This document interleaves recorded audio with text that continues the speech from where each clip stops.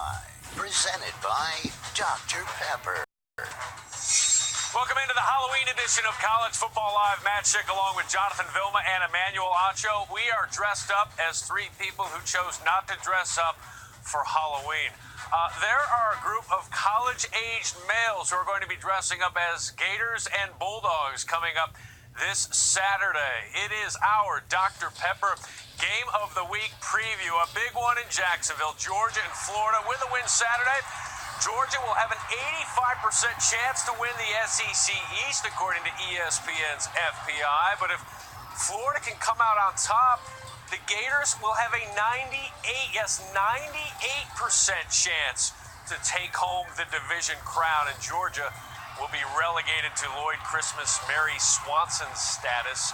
Both of these teams were off last week, JV. As we look at these percentages, which of these teams coming off of open dates do you think that benefited the most with that off week?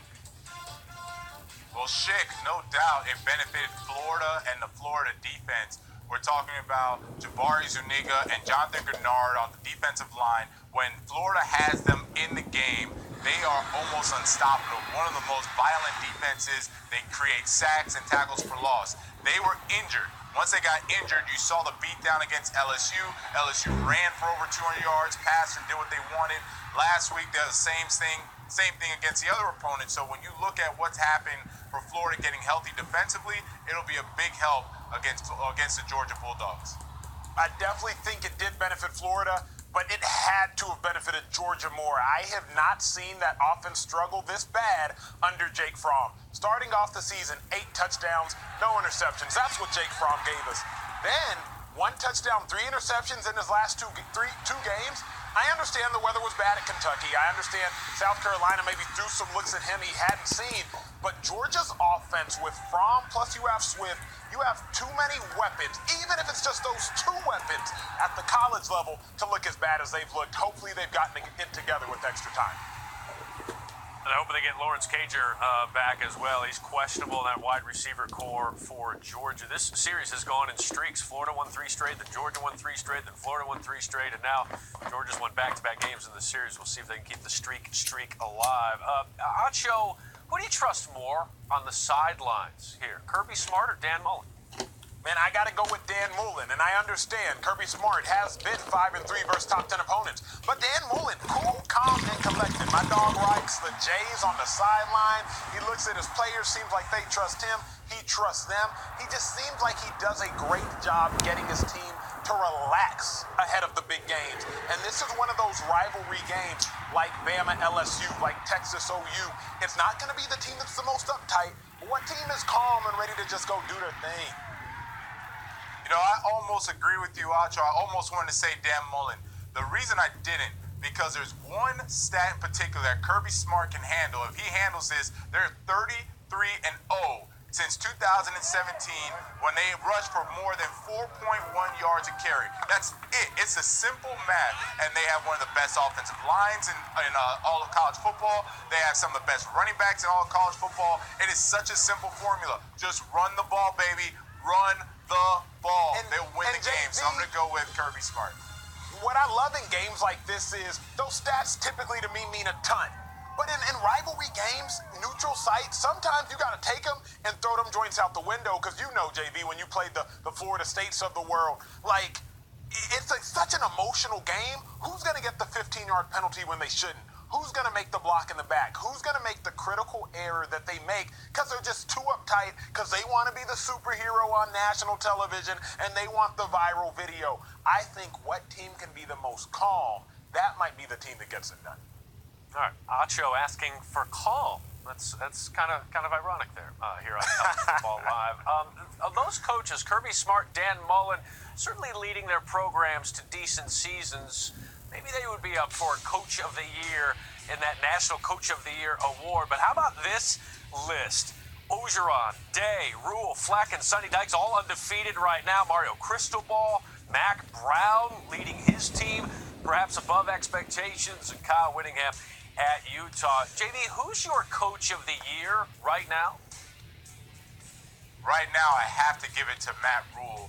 And I'm talking about the consistency that Matt Rule has coached with for a program that was frankly left for dead. Nobody wanted to touch that program, deservedly so, after all the sanctions, all the allegations came out about what transpired under the old coaching regime. Matt Rule takes over 2017, 1-11. Again, done. How do you get recruits when you go 1-11? I have no idea. So then he goes 7-6 last year and says, okay, we're starting to build something now, undefeated and leading the Big 12. By the way, the Big 12 that has one of the Heisman frontrunners in Jalen Hurts. I mean, there is nothing better than a story like that with Matt Rule and his coaching job. Jonathan Vilma, you were absolutely right. Matt Rule, what he has done, it can't be spoken of enough. Just to keep that program's name clean over the last 2 years. To me, I commend that. Then you want to win games on top of that, going from 0-7 a couple years back to starting off 7-0, remarkable. Now, I do got to stretch and go for the high-hanging fruit, Mac Brown. I played for Mac Brown, went to a national championship with that man. What he has done at North Carolina, to me, has been even more impressive. They won 2 games last year, JV. 2 games. Right now, they're sitting at 4-4, about to make it to a bowl game.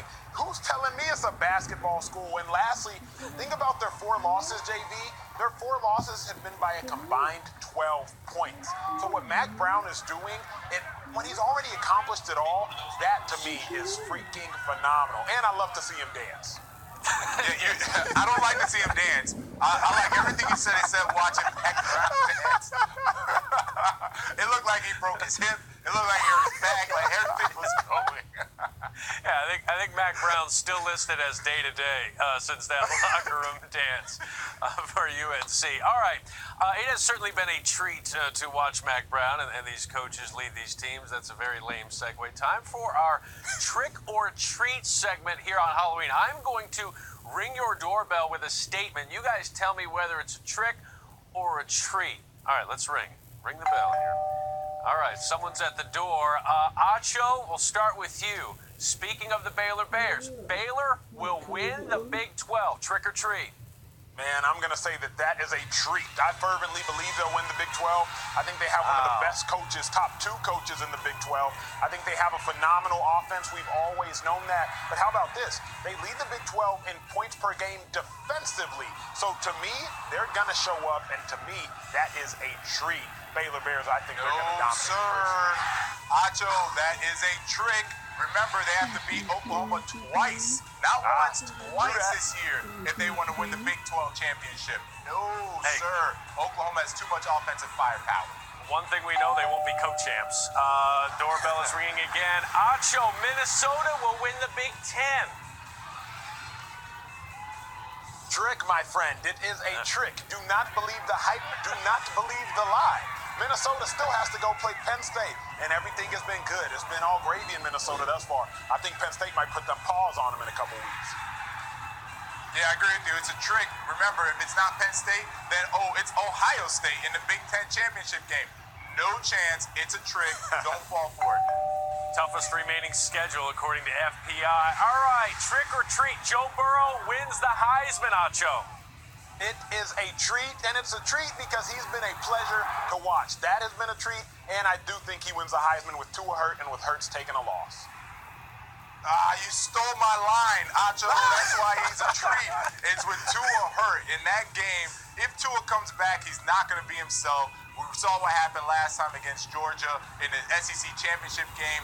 Joe Burrow's going to lead the way, have a big game. LSU wins, and Joe Burrow wins the Heisman. Come on, the door. Someone's on your front porch. How about Chase Young will win the Heisman? Acho, trick or treat? Man, I tipped my hand. Obviously, it's going to be a trick at this point. Chase Young has been phenomenal. He's been great. But at the end of the day, that's just a feel-good story because Chase Young, you play defense, bro. You're not winning no Heismans. It's so hard to say it's a trick, so I'm going to make up a new Heisman. It's a defensive Heisman, and he's going to win that, so it's a treat. If there's a defensive Heisman, I'm going to give him the plaque. I don't care. I'll go buy one from the store. Give it to him. All right. The final trick-or-treater here. Oregon headed to the college football playoff, Acho. I can't do it. I can't do it. I think that it is a trick. It's a trick. It's just, it feels good. We think so. They're on a run. They have an easy schedule. But JV, you got to convince me otherwise, my guy. That to me is a trick, bro. Okay, I will convince you. Who's the head coach over there? Mario Cristobal. He coached under Yes. who? Nick Saban. Doesn't this Oregon team remind you of an SEC team the way they run the ball, play solid defense, and have a really, really good quarterback? Man, that is a treat. They are going to the playoffs. If they are one-loss Pac-12 champ, they're going to the playoffs. Book it. All right. Wow. All right. So Vilma leaving the porch light on for the Pac-12, and Acho's turning it off and hiding behind the furniture, making sure no one's knocking on the door over there. Yeah, he already closed the door on him. Turn the lights off. It's over. He's in bed. It's 9 o'clock at night. It's over. Up next, we're going to dress up players and teams for trick-or-treating. It's Acho's A-list with a Halloween twist. A game. These might not be the two biggest programs, but they're two of the hottest programs. SMU, 8-0 for the first time since 1982. Michael Jackson's Thriller was the #1 selling album to give it some context. Memphis got a narrow victory last week against Tulsa. They're coming in with a little bit of momentum, trying to knock SMU off their block. I'm not sure they can get it done, but it's going to be a heck of a game. Yeah, another heck of a game. Let's go out west, Acho. Utah versus Washington.